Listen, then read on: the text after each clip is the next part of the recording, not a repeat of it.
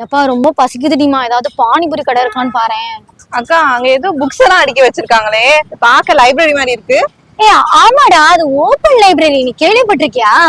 எங்கக்கா இது எத்தனை வருஷமா இருக்குன்னு தெரியல. இத்தனை நாளா இது இங்க நான் பார்த்த மாதிரியே இல்ல. இந்த ஏரியால தான் நான் இருக்கேன். உனக்கு நான் எக்ஸ்பிளைன் பண்றேன், நீ வா.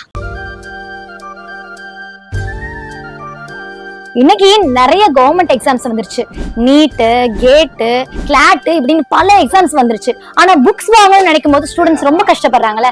அவங்களுக்காகவே தாங்க இது நல்ல இடம். ஏன் சொல்றேன் அப்படின்னா, இன்னைக்கு நிறைய ஸ்டூடெண்ட்ஸால நிறைய புத்தகங்கள் வாங்க முடியல.